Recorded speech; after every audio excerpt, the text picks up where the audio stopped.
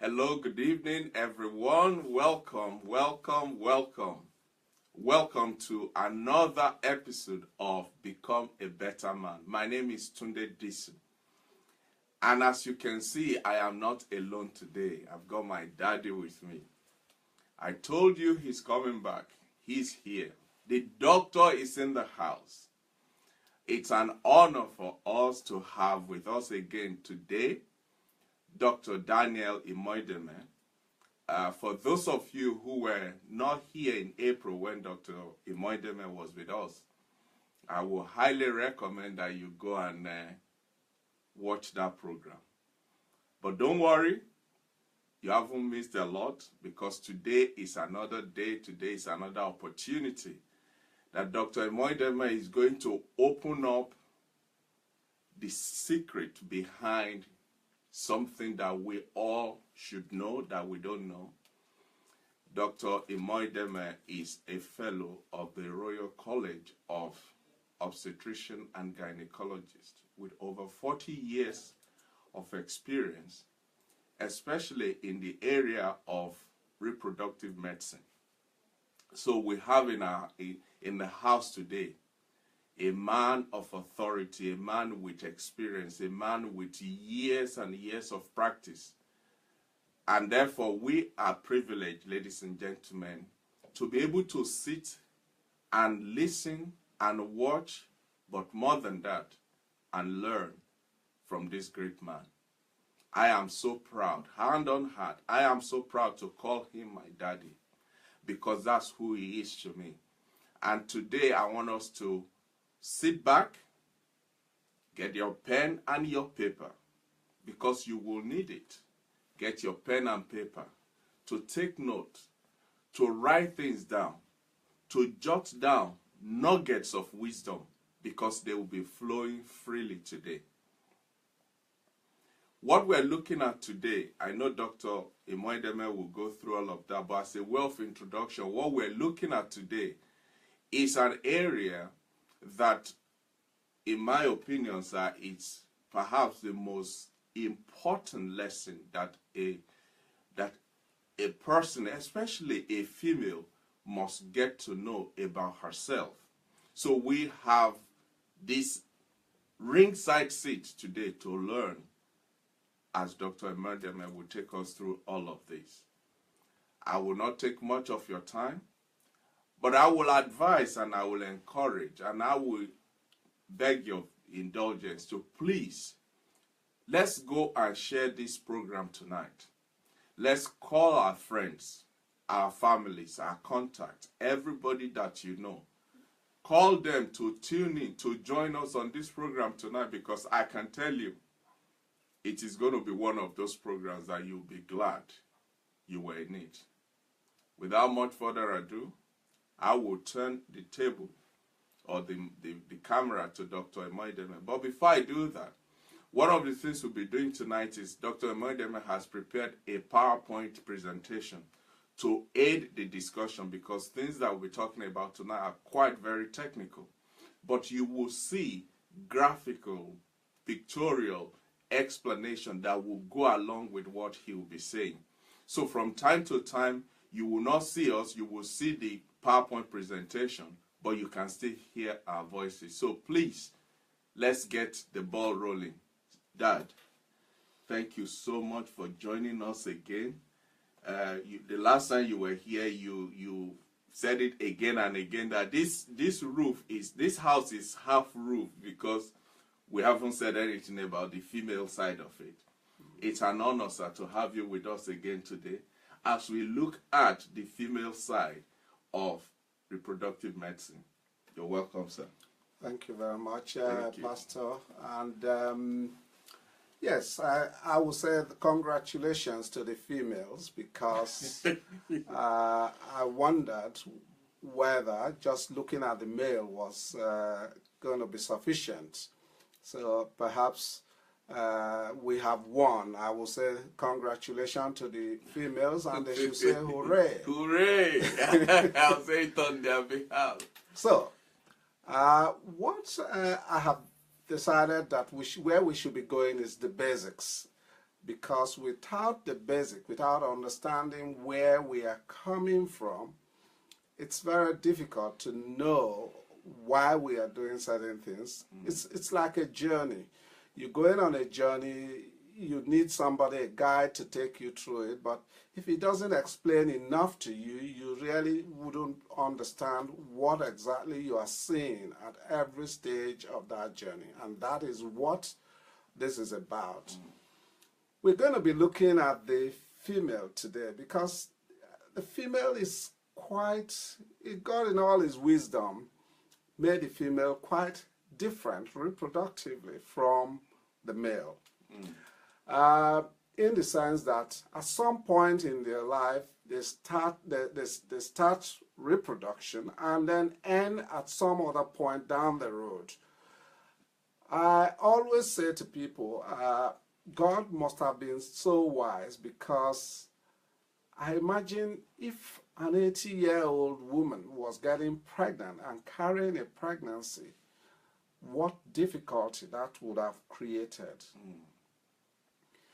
Whereas a man, an 80-year-old man, can still have children, produce sperms and all that stuff. Doesn't take him anything to do that. Doesn't take him 9 months carrying a pregnancy and going through labor and all that. So I thought we should look at the basic, the female, in a much closer way in order to understand how their body works. And once we get that understanding, we'll be able to look at things like investigations down the road, you know, why we do certain investigations, what importance they are, what sort of treatment will be useful, and why we choose a particular option of treatment. So the title for today's talk is, I say, from birth to senescence, but I still go a little further back before the birth of the baby girl, you know, and because when the baby girl is in the womb, I would, if we look at this, this is a slide. I think I presented this last time, because I say fertility is something that involves two sides of the roof. One, the male, the other, the female. And today we are dealing with the female because we dealt with the male, but it's a spectrum of anomaly, from a totally normal male and normal female being, you know, in a relationship or married, to a partially normal with a partially normal male with a normal female, or a totally abnormal male with a normal female. So as you get this spectrum, and vice versa, you get difficulties in pregnancies happening. So this is the foundation of all of the stuff we'll be discussing during the whole of the program, that you can look at various anomalies, one being normal, the other one being slightly abnormal, or they both are completely abnormal, in which sterility is the situation. So it's a slide we will continue to see again and again in subsequent discussion. Now, this is a very important slide. I know you are not seeing our faces, but I think this is a very important one for everybody. I said a while ago that we'll go back before the baby girl is born. At about 3 to 5 months in pregnancy, a baby girl has anything between 7 and 14 million eggs in their ovaries. By the time they are born, that has fallen to about 1 to 2 million. So dramatic. And wow. People will ask why. What happened to all the other eggs? We will talk about that. By the time they reach puberty, of the 1 to 2 million eggs that they still have there at the time of their delivery, they now have only 200 to 300,000 eggs. Wow. They haven't had any period before then, they haven't had any baby, they have done nothing, and those eggs were actually normal eggs that we know can actually produce a baby if they were harvested, for example. That's hypothetically. At the age of 38, there are approximately about 25 to 30,000 eggs left of the 200 to 300,000 eggs left when that were there at the time they had their first period at puberty. From 14 million.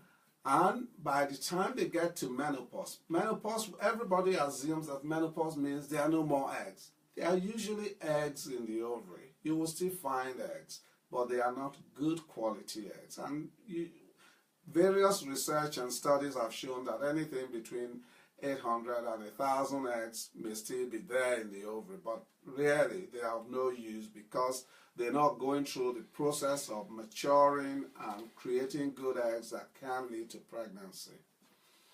So overall, during the reproductive life of a female, only about 400 to 500 of the eggs that she initially had would be ovulated, from which she will reproduce and have her children.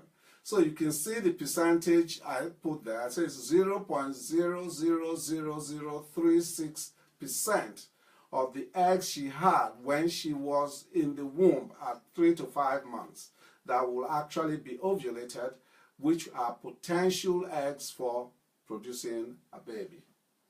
All right? So this is a very, very important thing to understand, a very important slide to understand that. Why is it that all these eggs are disappearing? Yes, okay, yeah. Why are all these eggs disappearing?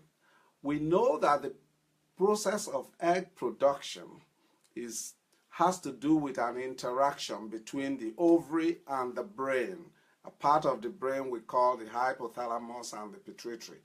Never mind my jargons, because I told Pastor this evening before we started that this is going to be the most difficult part of all this program for me to explain, because when you're trying to explain technical things in layman's language, it can be a bit tricky.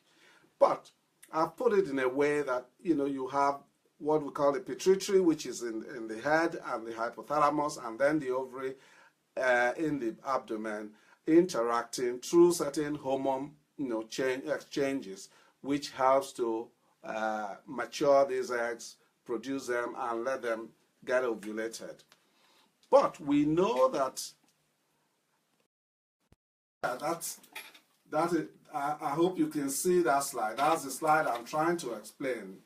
The hormones you would have heard about, FSH, LH, if any one of you would have been to a doctor, and estradiol. Inhibin is a much less relevant hormone, but the more important ones are the FSH and the LH and the estradiol. There's an interaction, what we call a crosstalk, between the ovary and the brain, the hypothalamus and the pituitary. And this interaction of the hormones is what helps the eggs to start to mature and develop. But before a girl gets to puberty, the FSH is very low, estradiol is very low, nothing is happening, but she's still losing eggs. And again, that's another slide there. If you see a word there that is in red, I say it's apoptosis. You may not have heard about it before, excepting maybe some of you have done some biology in an advanced stage or so. It's a mechanism of programmed cell death. Even as we sit here talking, apoptosis is going on in our body.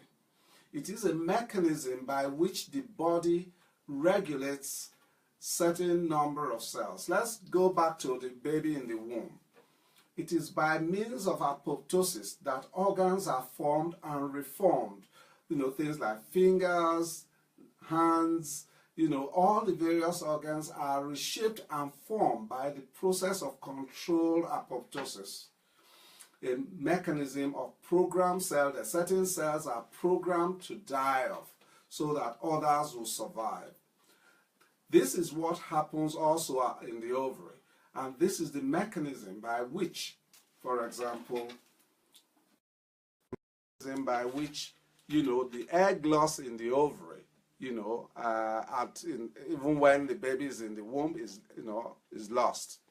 So it's a very important word, and it's all across biology. As we sit here, as I say, yes, it's one of the things that is going on in our body. A number of cells are going abnormal, are doing something very, unhealthy. It is the program or the process of apoptosis that helps us to clear those cells and get rid of them from our body. So it's the same mechanism that reduces those egg numbers from, say 12 or more million in the ovary at about 3 months to 300,000 at the time of puberty.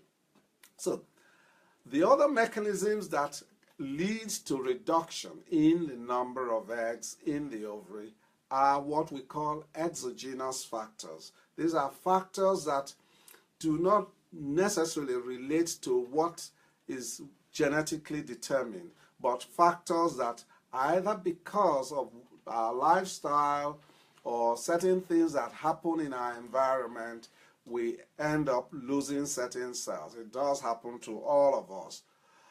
Now, it gives you an idea of what actually happens. If you can see the slide clearly, I hope you do. Number one there, the very tiny little one on your left-hand side of the slide is what we call the primordial follicle or primordial oocyte. An oocyte is an egg. That is our own jargon for egg. When you see an oocyte, oocyte, then you know that's an egg we are talking about. Okay, that is the resting stage of all eggs in the ovary, which we call the primordial follicle. You see, the central dark area is the actual egg proper. It has only a few cells sticking around it, and it's in the resting phase. And during that phase, as they are resting, some of them are gotten rid of because apoptosis takes charge. We don't need that much of this lot of eggs and so on. Then, at puberty, what then happens? The process of selection of eggs starts. And if you remember the last time, I mentioned a hormone called AMH, anti-Mullerian hormone. It's a hormone that I call a gatekeeper. I call it a gatekeeper because it does something very interesting. It is produced by the eggs, the oocyte, in number 2, 3, 4, and 5. You see, because as the egg gets bigger, you can see the greenish part. Those are what we call granulosa cells. They are like nurse cells. They nurse the egg. The egg has no blood supply of its own. It's totally dependent on those cells. And it is also those cells that produce the anti-Mullerian hormone. The anti-Mullerian hormone that those cells produce as they grow is what then controls how many more come out from the resting phase. So you have the primordial follicle, which is number 1. The AMH controls or keeps the gate and say only so many of you are going to come out this month. Okay? And that's, it shuts the gate at that point, and then they carry on growing. The AMH continues to be produced by the other cells, and at a further point down the road, between number 5 and 6, it stops the eggs from maturing. So you only end up with only one egg that mature. All the others will die up by the process of apoptosis. Wow. There may be 50 to 100 eggs released in 1 month, and only one will mature. It is the AMH that actually keeps the gate and says, look, we are going to have so many coming out this month, and so it keeps check on what is in reserve. And that's why we also use it as a hormone that tells us about reserve, because we know that as the reserve falls, the AMH level also falls, because the number of eggs that are released in a month that will secrete the AMH will be also fewer. Okay, so this is the way the AMH keeps the gate, and as well gives us an idea what is released. If I go back to explain it in a literal term, in a very like situation. If you have a lot of money in the bank, that's the way I used to explain it to my patients.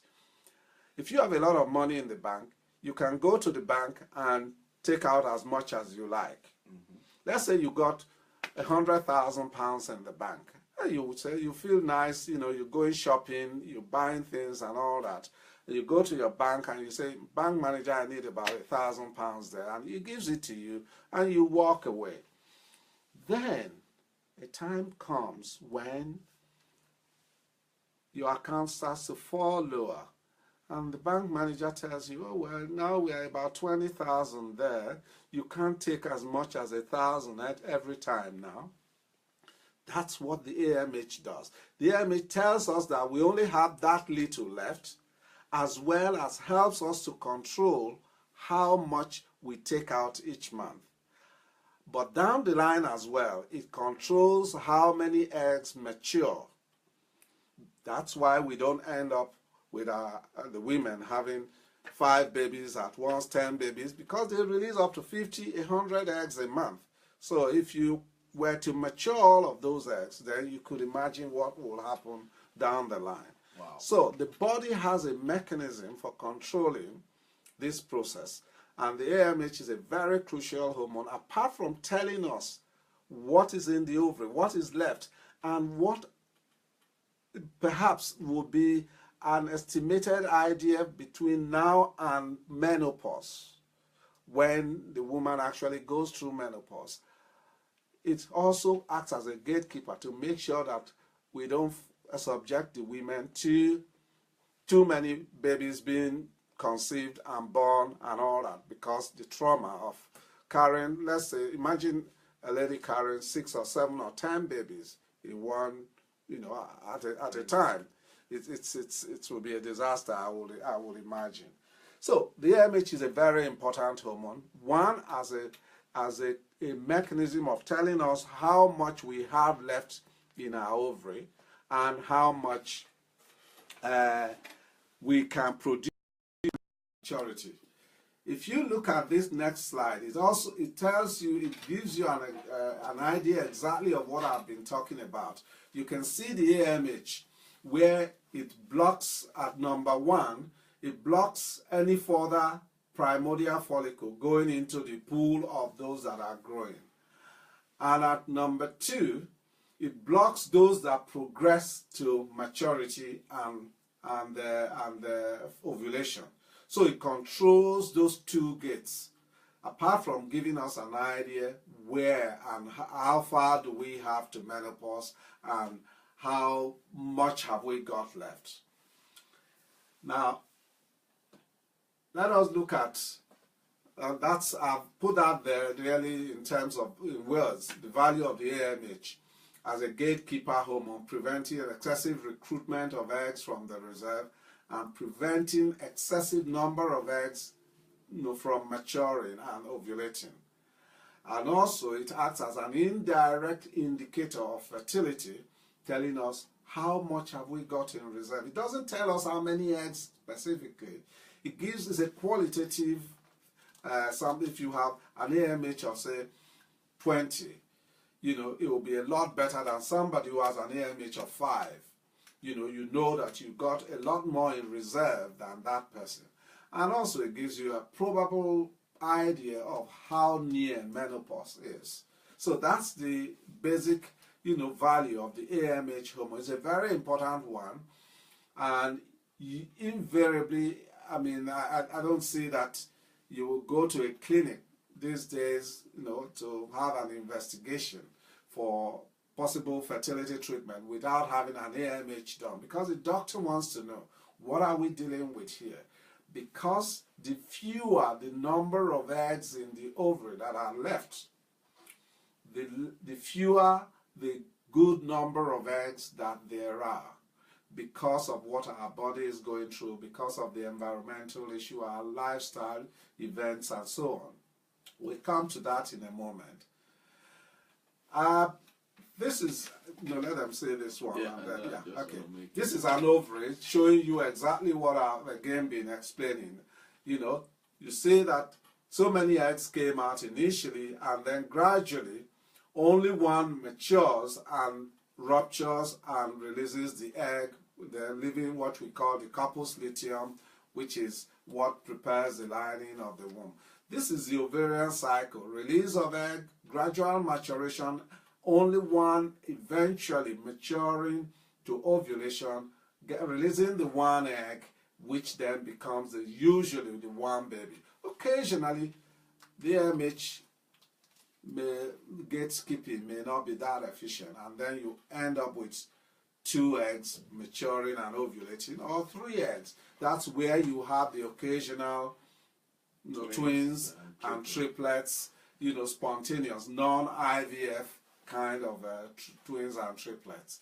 So this is what we call the ovarian cycle, where you start recruiting the eggs, and in fact, from the point of recruiting the eggs from the primordial follicle to ovulating them, it takes about 38 days, although the normal menstrual cycle, usually the average normal menstrual cycle is about 28, but it takes 38 days because the primordial follicle, the very, very young egg, has to grow to a point where it can actually go into the pool. Wow. So it takes about 38 days to get there and then join the queue and then follow through with the process. Now we've talked about the ovary. The ovary is not the only thing that has to respond and prepare for pregnancy. The womb lining is a very, very crucial part of the equation. It's like saying, I have a precious seed to plant. I must prepare the soil so that this seed must do very well. Yeah, okay.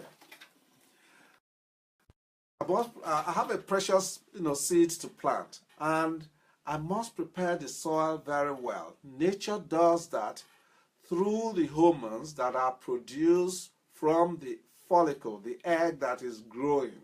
And the final one that matures and gets released eventually releases the final hormones that keeps the lining of the womb developing. It thickens it and prepares it for secreting glucose, which the baby relies on. The embryo in the early stages relies very much on for its implantation and growth. In some situations, for no obvious reason, we find some women who have lining that does not respond to hormones. They have very thin linings, but they have good AMH. They have good AMH, they have good ovarian reserve, they are ovulating, but the lining of the womb is not doing well for reasons which we do not know. May well be genetic, may well be related to what may have happened while they were in the womb. So, this is a very important part of the equation as well, what we call the endometrial cycle. The growing, the thickening from what we call a proliferative, that is a growing phase of the lining of the womb, to what we then call a secretive phase. A secretory phase is that phase that now produces the nutrients. That is when implantation actually happens. Without the secretory phase, you don't get implantation. Okay? And if the lining of the womb is too thin, then, it's unlikely that, pregnancy will be established, irrespective of the beautiful embryos and the good AMH and all the rest of it that goes with normal fertility. Yeah. Let me just... Okay. Wow. Wow. Wow, wow, wow. Well, I don't know about you, but some of the things I'm hearing here, as a man, it immediately put the fear of God in me, especially where women are concerned. Because we only see what's going, we only see the what we see on the outside. But imagine all these processes going through a woman's body. Every minute, every second, every day. Gentlemen, on behalf of all of and you. ladies. No, this one is to gentlemen first. First, okay. Gentlemen, on behalf of all of us men, whether you agree to it or not is immaterial, but on behalf of all men, all male species, ladies, I take off my hat. Accepting that he's not wearing I'm one. not wearing one, but just imagine I take off my hat to all of you. Because if this is, I know this is natural, but if it is men that are going through this, I think we'll be complaining, we'll be griping, we'll be whinging, we'll be nasty. But the ladies, they will, it's like nothing is happening. And yet, the whole system is tumbling and... Yeah. Wow. Well done, ladies. You're the best. And then you say women are the weaker self. Right. The lining of the womb, again, if there was no pregnancy, it breaks down and is a spontaneous event. The blood vessels by themselves, the body controls that, shut off and kills the cells and then washes off everything, and then we start all over again the very next month. So this is what happens when you have the menstrual cycle. It's a beginning of growing of the lining of the womb through the proliferative phase to the secretory phase, which can sustain an embryo. And if no embryo has implanted, it breaks down and then it's completely washed out in a period, and then all over again they start another cycle. So this is what the endometrial cycle is all about. Now, this is to let you the picture is not fully on the screen, but exactly what happens after the egg is released, is fertilized in the fallopian tube. It travels from the point of fertilization and entering the fallopian tube.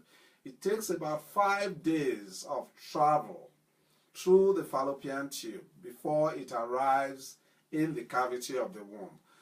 You might imagine, why 5 days? And the distance is only 2.5 inches. It's a controlled mechanism, and at every stage the nutrition of the embryo is changing. And the fallopian tube responds to the need at the specific point in the fallopian tube of the embryo in terms of the nutrition until it gets into the womb and implantation happens. And of course, for implantation happen, we just said the lining of the womb has to be healthy and free of any anomaly, things that we will talk about in future talks, and thick enough to sustain the embryo. Now,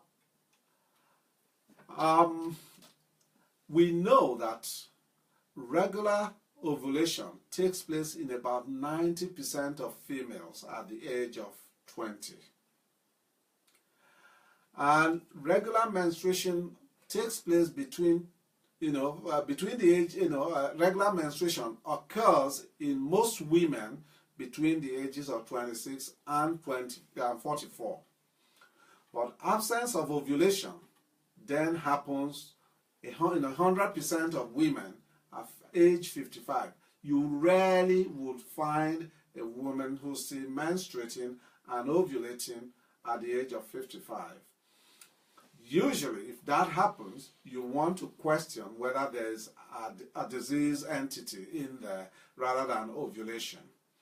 So, generally, we usually say to a woman, the only thing that makes a woman menstruate is that she's produced an egg, that egg has matured, fertilized or not fertilized, ovulated, and it has not become an embryo, or it has become an embryo that is abnormal and therefore did not implant, and therefore, she's had a period. That is the first principle. A woman in the reproductive age, under the age of 44, 45, the first thing that causes her to bleed will be her period. If she does not have a period, the next question you ask is there the possibility that she is pregnant.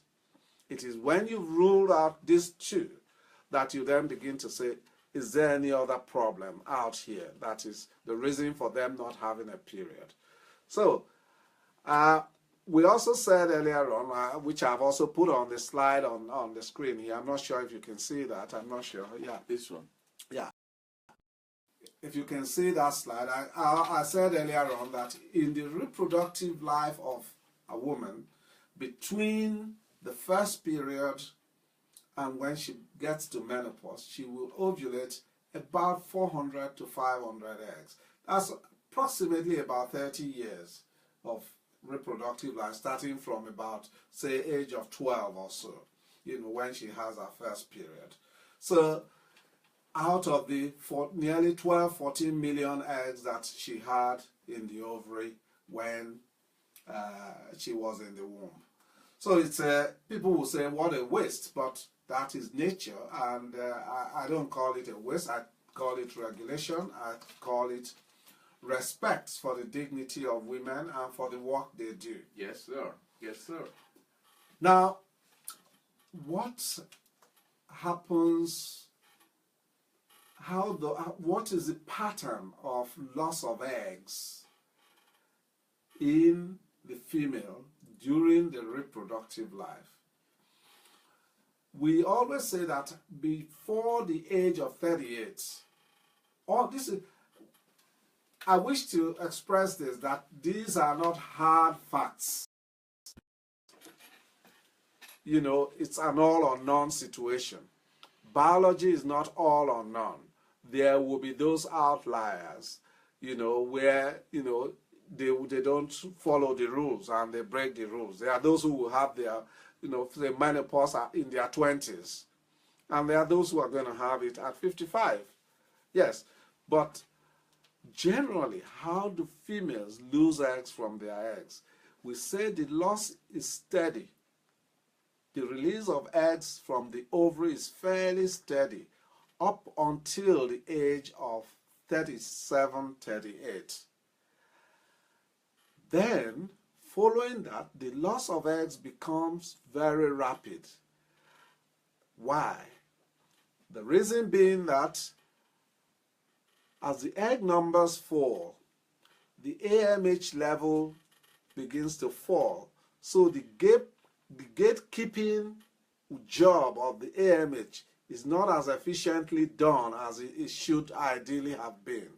So you have more eggs now being released into the system, to mature. But at the same time, we know that a lot of these eggs are abnormal in quality, because beyond the age of 37, 38, you start to have a rising number of abnormal eggs in the ovary.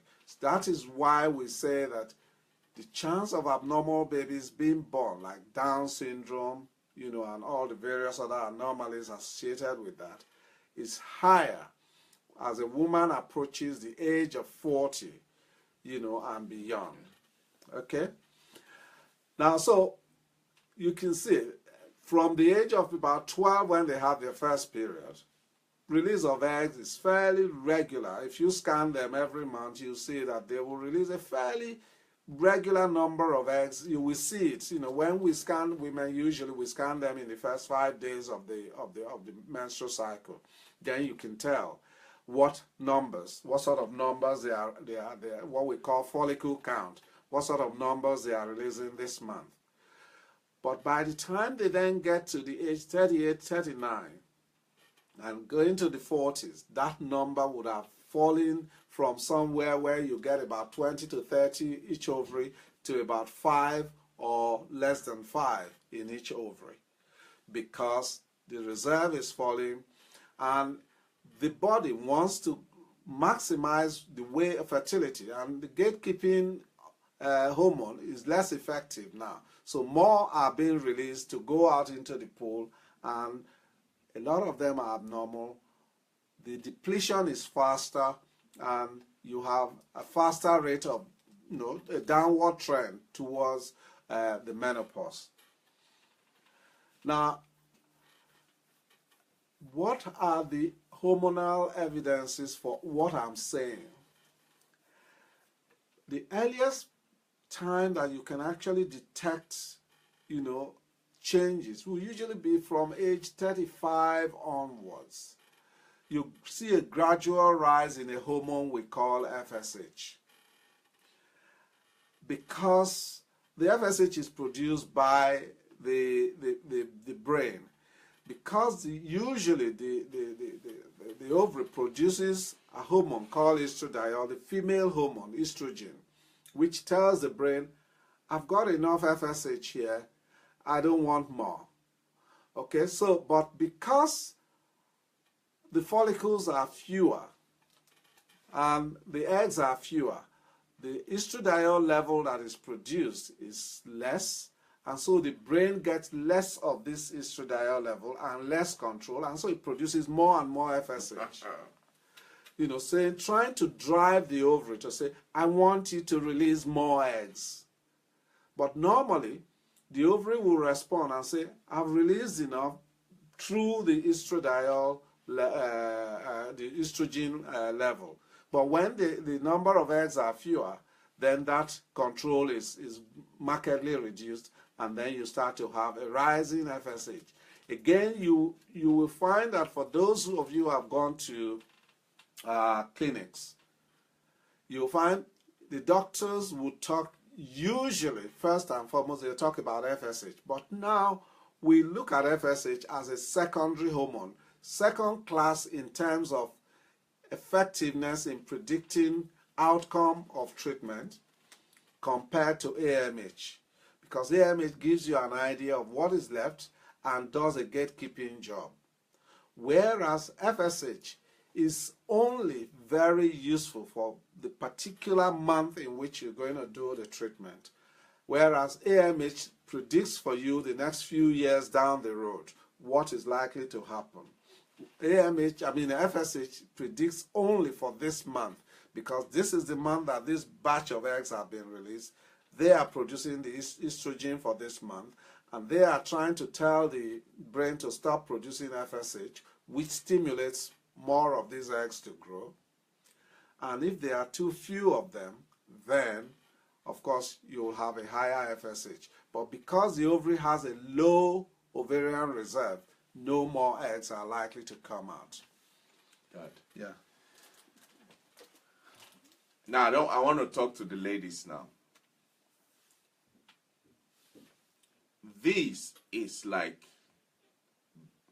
I can't even call it biology class. This is dissecting what you go through every day, especially every month during the menstrual cycle. If this is helping you, if you think you are learning, if some of what is being said here is giving you meaning and understanding of especially your system, your body, now you are having maybe a slight understanding of why you feel the way you feel, why you react the way you react, why you act the way you act. Because somehow all these hormones must be affecting mood and all of that. Absolutely. If this is helping you in any way, I want to hear from you. Say something, write something.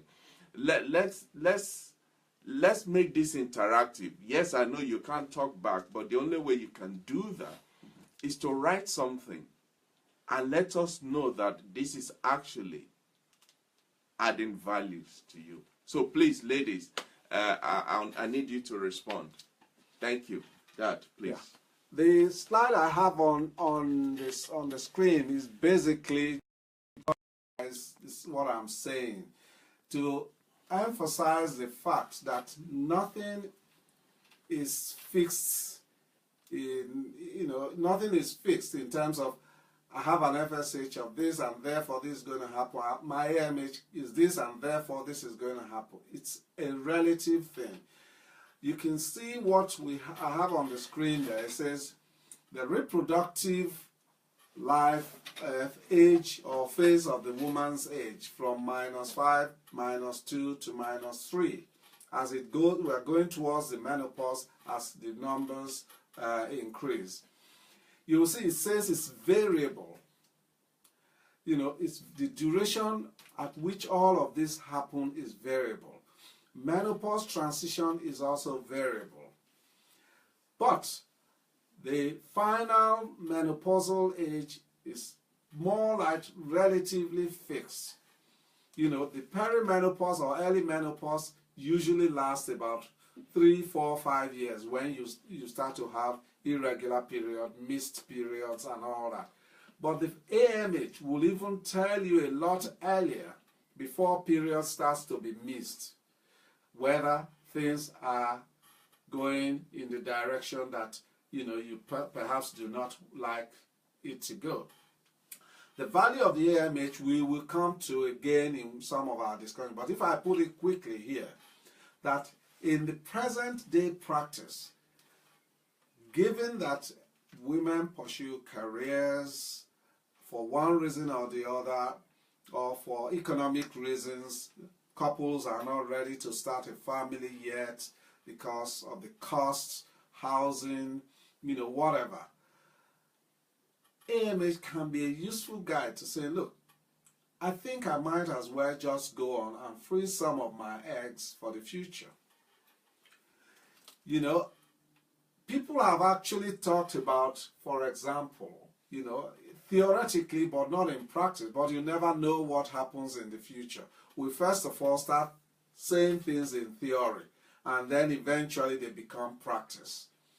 Is a young girl has so much in her ovary. Why don't you get some of those eggs and preserve them so that,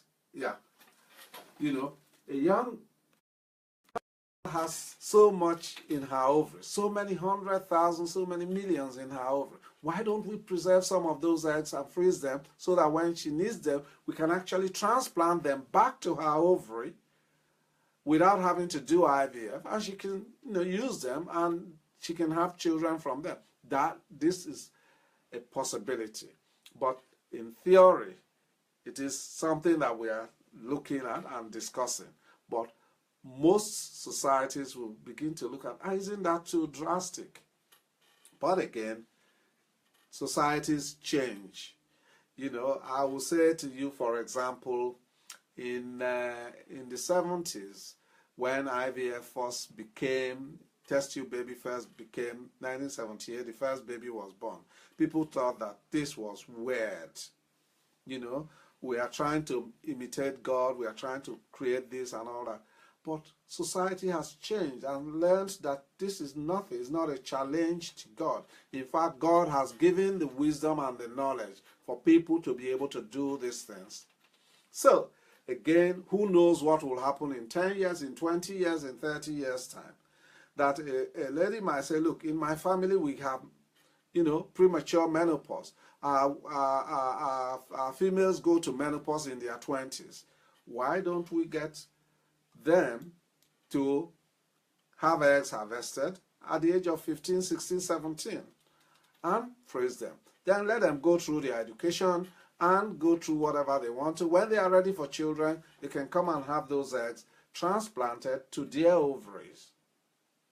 They don't have to go through IVF, and people are women are beginning to have babies through those sort of procedures.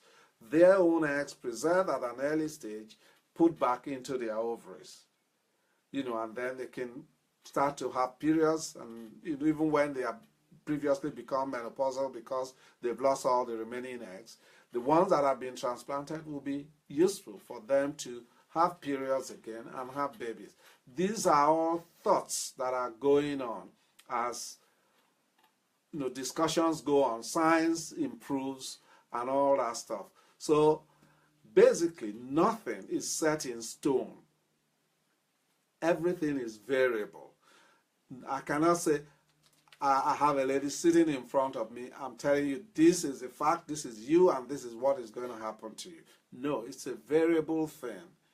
Biology is variable, and therefore we should look at it in that context, not because what we've been saying here, some of it can make people feel depressed. And I know the experience from clinical work, from talking to patients in clinic. And when you start to explain all of this AMH results and all the rest of it to them, they feel depressed, they start to cry and all that. But it's relative. They are not absolute, but it's just an indication that you perhaps need to be aware of possibilities. Okay? So that's basically what all of this is about. It's not about trying to make anybody feel unusual or a bit uneasy about things.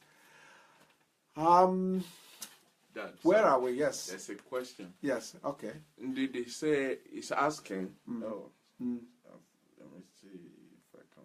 Yeah, she said, does storing your egg cost, or is it service that can be offered free of charge?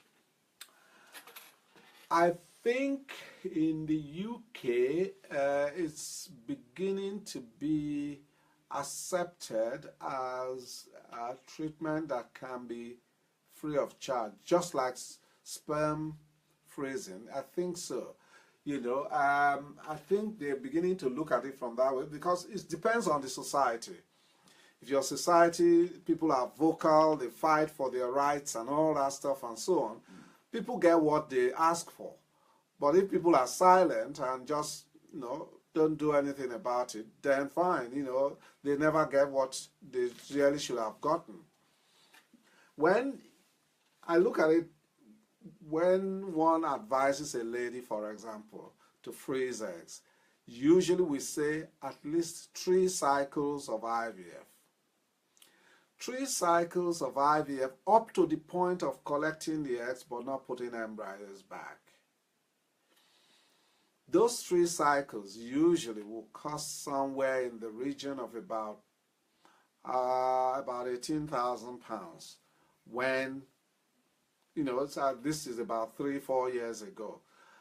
It may well have come down. Government is changing its policy, and as government changes policy, things get cheaper. Okay? So, yes. But when you look at the cost benefit down the line, that if you have, and I always say to any lady, if I'm advising any lady to freeze store eggs, I say make sure you have at least 25 eggs stored. That gives you a chance of at least having a baby from those eggs. Okay? Out of the 25. Yes, at least a baby from those 25. Because you're going to go through, some of them may not be quite good genetically. Some may not fertilize. Some may fertilize and not give rise to good embryo. But you do then have a good chance that you will have a baby, at least one, from those eggs.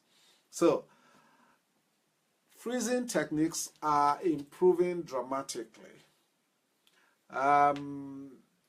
I was involved in some of the pioneering work in freezing eggs technique, published some work as far back as 1992, which became the foundation, the basis for which eggs were being frozen.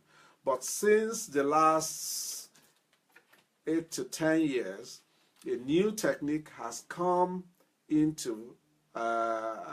come online, and it's proving to be a little better, more secure, producing better results in terms of egg yield when you defrost the egg. Because when I did that work, nobody knew what exactly, everybody was scared to freeze eggs. And then until that work was published, and then people started to veer into it and look at it, and the Australians picked it up and developed it a bit more, and it became something that became international. But now there's what they call vitrification, which is a much gentler procedure, I think, on the egg, and the yield is a lot better.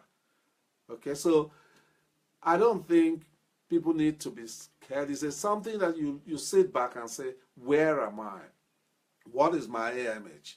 I have told girls who worked with us, even those who work in our clinics, women, they are scared to do their AMH. I said, go and do it. Why do you get scared? You have the opportunity here. Do it and know where you are. At least you can plan. You can plan. If your boyfriend or your husband has been saying, oh, let's wait another year, let's wait next 2 years and all that, we haven't got this. Look, let us go and have the baby first. Let's go and have the baby first. And then we can look for the money later. Yeah. Yeah, these are all things that you can discuss, because if you don't have the information, they say information, knowledge is power. That's what it said. If you have the information, then you have the power to make decisions and decide where you want to go with your life. So it's a very important thing that, yes, I know it's a bit scary, all the stuff I'm saying. To some people it can be scary. I have seen it day in, day out in clinics. Young, old, whatever, they will cry. But when the crying is done and we come to reality, they realize that after all, it's not that bad. Because if I waited another 2, 3, 4 years down the line, maybe things would have been worse. So this is again something that I wanted to show you, that not all eggs. We have a saying in our local colloquial language that eggs are eggs, but some are rotten. This slide here was part of some research work I did somewhere. I published that in 2000. It was a research work that I was prompted to do because of a Nigerian man, who came with 3 of his wives, one after the other, to my clinic. And there were differences. The same man, eggs, where some of them, one of the wives, eggs were not fertilizing. Even if they fertilized, the embryos were poor. So I had to go and look, why are some, and we did 2 or 3 cycles, and she came back the same way, and she was young, 24. And I said, okay, look, let us find out whether or not there is a reason why this is happening. And if you remember the diagram I showed you, I said the nurse cells that nourish the egg, because the egg has no blood supply of its own. Yeah. I decided to go on and look at those cells, because if you imagine that you are a general fighting a war, you have a lot of soldiers around you.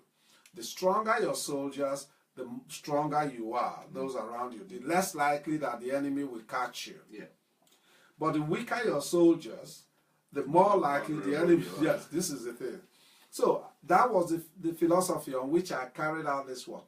And I then find out that the viability of those cells, was actually can predict which egg is likely to fertilize and those that are unlikely to fertilize.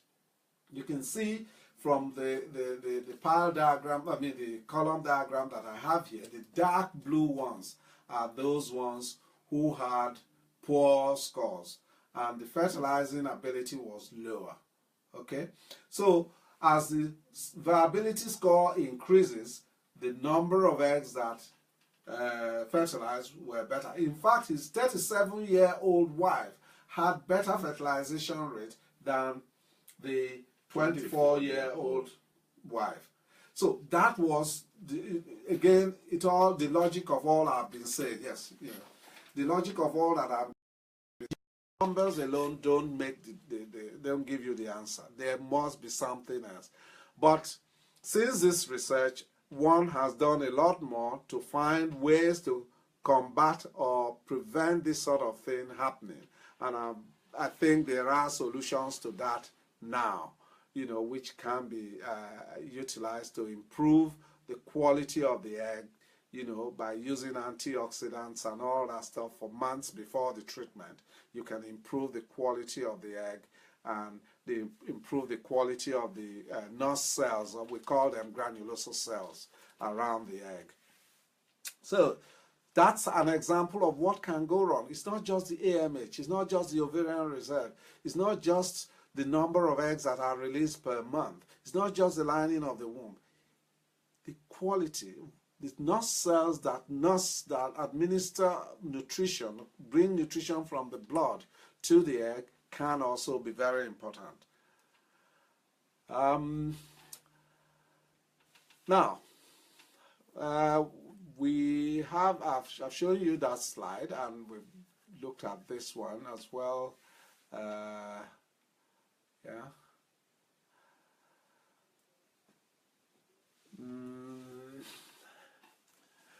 Please send in your questions now. We are short of time, so please send your questions now. Let's look at the age-related genetic anomaly.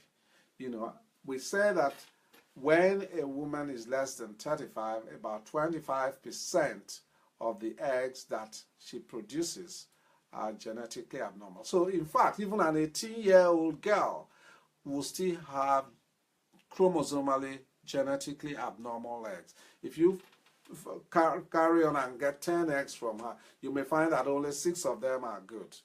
So it's not all eggs. Age alone doesn't tell the whole story. And we know that as age goes beyond the 35, 37-year stage, the number that are abnormal continue to increase, and we say up to the age of 40, you begin to have about 44% of the eggs that are abnormal. Now, let us look at things that can create problems. I gave an example the last talk I did. I said there was a girl who was 18 years old and was trying to donate eggs for her auntie. And in the process of preparing her, she was in higher school. In the process of preparing her, I found that she had a very low AMH, and her auntie had become menopausal before she was 40. And it was only after that I asked about her own mother. Her own mother actually became menopausal before she was 40. Wow. So there is a history in the family of early menopause, and that is because the reserve of eggs in the ovary which the child was born with was low. Those women were born with. It does run in the family. But there are other things that can cause egg reserve to fall in a child that is in the womb. Example of these are smoking. If a girl, for example, smokes not only during pregnancy, I'm not talking about just during pregnancy. We now know that if a girl smokes, her daughter smokes before she gets to menopause, her daughter is likely to get to menopause early and to have low ovarian reserve. And her daughter's daughter is her granddaughter is likely to suffer fertility problems. That is the newest information coming out now in the last 8 months. The finding that there is a pattern that a woman smokes, her daughter is having, her daughter has fertility problems. She smoked years before. Her granddaughter is reflecting the same pattern of events. And that's something that's when I first read about it, I was scared of it. That, look, that is a transgenerational, carryover of a lifestyle event to the life of somebody else 3 generations down the line. So these are things that can happen. Lifestyle event, alcohol, dietary habit, high carbohydrates, diets, high sugar diets, obesity, and all that. We know that all these cause problems for the quality of the eggs that can be developed.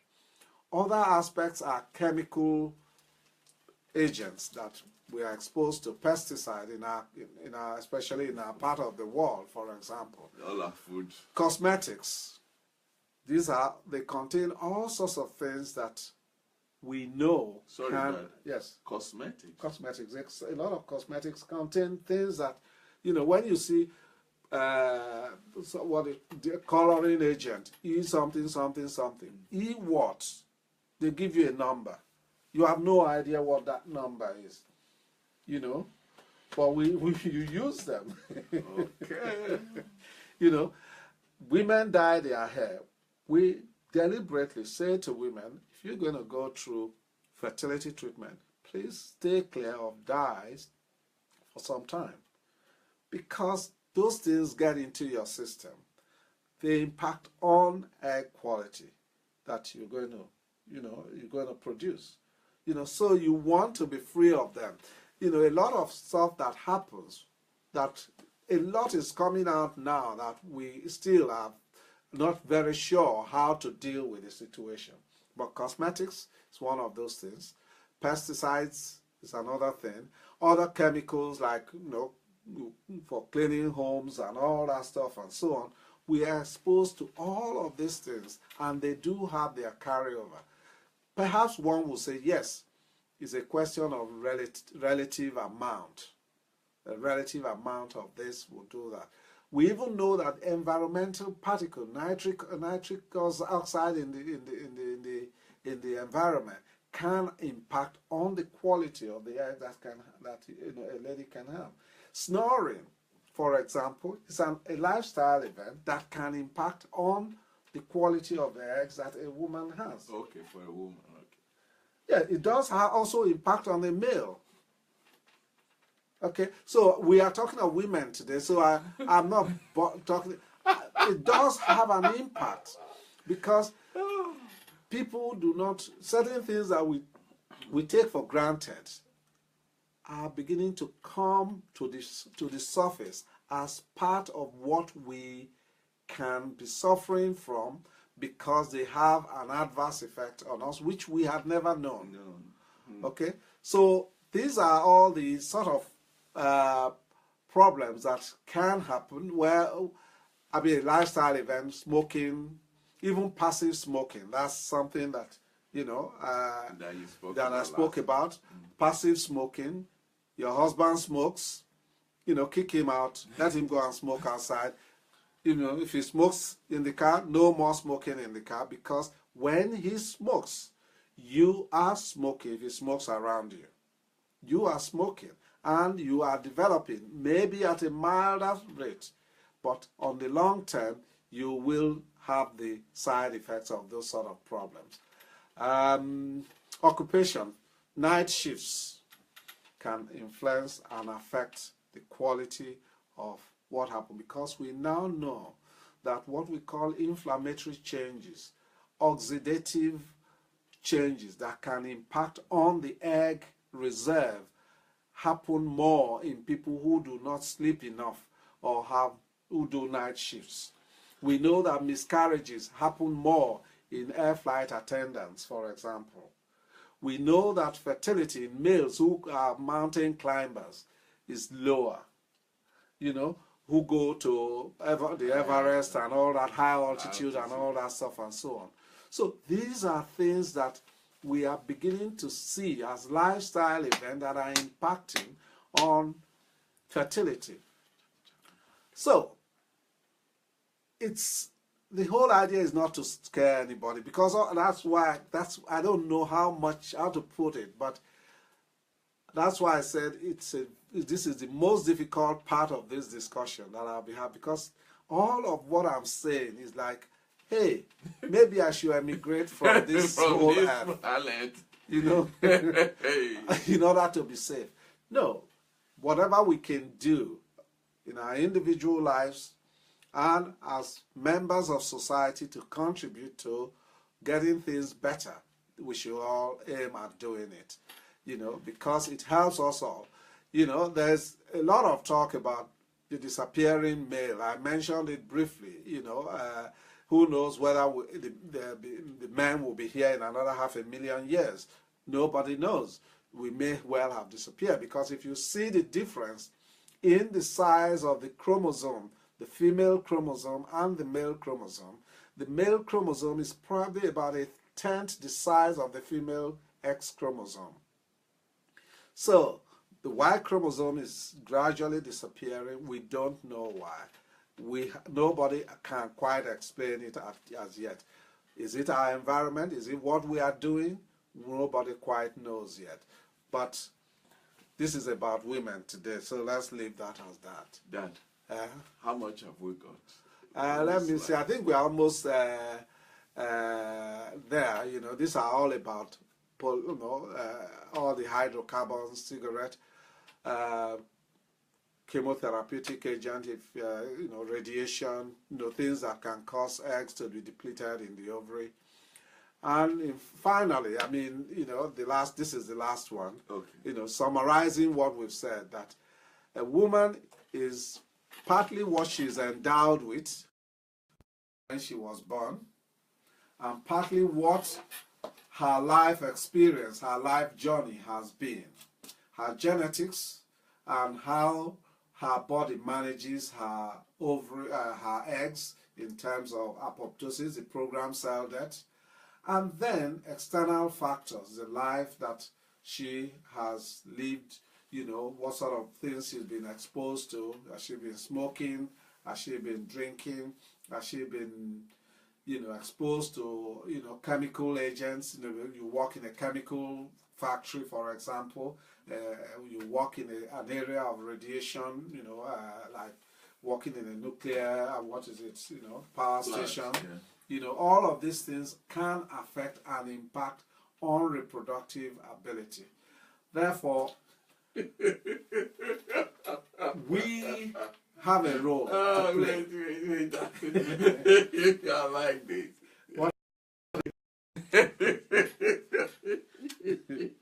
Sorry.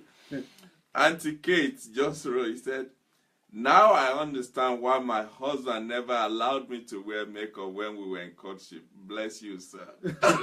That's why she has all those beautiful children. For those of you who don't know, Auntie Kate is Dr. Emoideme's wife. So oh, thank you, sir. My goodness. Right. I think there's so much because what I've tried to condense a huge amount of information into a very small period of time. What I've talked about today can be the subject of 3 separate lectures. But at least we have a little peep into what the problems can be and what can happen. So we hope that in the next sessions, we will be able to look at how to decipher some of these problems, investigative procedures, how to overcome them, and what we can do to improve the situation. We've talked about egg preservation, embryo preservation is another one, genetic testing of eggs is another one. There are lots and lots of stuff that can be talked about, but I hope that you've got something out of what we have said today. It's a lot. It took me quite days trying to condense this, trying to make it reasonable in a layman's language as much as I can. But I hope, even if it hasn't been excellent, I've managed to give you some information, you know, and that as we go along this program, you will now begin to recall some of this information as we ask for certain things, as we do certain investigations, as we do certain forms of treatment, decide what is and what is not, and then you will recall all of this, and it makes more sense at that time, because this is a very technical area in terms of this subject. So, ladies, I hope you've had your day, and I'm happy that you actually did, and because I believe that, I always say that reproductive health is, even in the clinic, I say I say 80% the woman, the 20% the man. The 20% I divide it into what his contribution is in terms of the sperm, as 10%, and the rest supportive, supporting the lady. That's where he's called the 20%, because it's so much. Whatever the cause of fertility, the woman carries the burden of whatever is going to be done. Wow. So I thank you all for listening, and I hope you've made something out of it. Questions I would like to answer, if there are. If you can't remember any now, you can keep them for the future, and maybe we might have a session where we devote a good part of the discussion to questions you may have had at different previous sessions and all that. So everything makes sense. Yes. Wow, wow, wow. Well, ladies and gentlemen, what a day we have had. What a session we have had. On behalf of all of you, Dad, thank you, sir. Thank you to the women. Thank you. They wanted it and they got it. No, thank you, sir, for sharing this. Pastor Chris Ogedengbe said something earlier on. She said, wow, all this information given to us free. Thank you, Dad. We honor you. We appreciate you. Thank you, sir. Thank you. Well, I said at the beginning of the month that Dr. Imoideme has graciously agreed to be with us on this platform throughout this month of June, every Thursday. What you have heard today, what you have seen today, is a tip of the iceberg. Like he said, all these things that we've tried to compress into an hour, 10 minutes program is about 3 days of at least 2 hours for each of the 3 days. And so we have really compressed it. Now, good as that is, to whom much is given, much is expected. You have heard something tonight. I hope you have learned something tonight. The challenge, your part now, is to go and tell somebody else about this. Share this on your platform. Share it with your contacts. Share it with your groups. Let somebody else benefit from this knowledge that is being given to us freely on this platform today. It has been an excellent time. I have learned a lot. And as a man, I have gained a deeper understanding of the nature, the life, and the inner working of a woman. And that has really raised the bar for me as far as my wife and my daughters and any other women or female around me, as far as my relationship with them is concerned.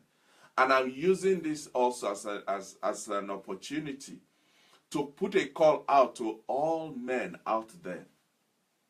If you have heard what is being shared tonight, or if you are watching this after this program has ended, you owe it to go and honor your wife, your daughter, every female in your life. Because Doctor just said it, when it comes to reproductive medicine or reproductive health, the woman carries 80%. The man's portion is only about 10. It is only if he's supportive that he gets a bonus of 10 more marks. So imagine that. So please, let's go and share this program. Let's talk about it. And also, like Doctor said, let's start piling up our questions. You can email them to theadmirals@yahoo.com. theadmirals@yahoo.com, so that I can bank all these questions. We will have about half a session before the end of the month where all these questions we'll look into it. Doctor will treat it. Will answer them. Even if it's personal questions, yes, individual, problems you've had, I'm prepared to give you an idea, my own idea of the way forward. So yeah. There you go. There you go. So let's go and make this a record-breaking program. Not because of the crowd, but because of the benefit, the blessing that it will be in the lives of others that are not on this platform now, but will know about it, will hear about it, will listen and watch this program from your timeline, from your contact, and from your sharing. Once again, Dad, thank you so much. We honor you. It has been wonderful. Thank you so much, sir. Thank you for all those of you who have spared your time and left whatever you had planned for the evening to listen to this very, I would say, it's a bit boring, but okay. Very informative. Whatever you make of it. Thank you very much. Thank you, sir. Yeah. Well, once again, this is Tunde Disu saying, until next week when we meet again on this platform, become a better man. This is Tunde Disu reminding you that our determination, our concrete determination is that we refuse, we will not stop, we will not be derailed, we will not be discouraged until we arrive at that destination called better man and better woman. And I look forward to seeing you there. So until next week. Better family. Better family. God bless you. Bye-bye.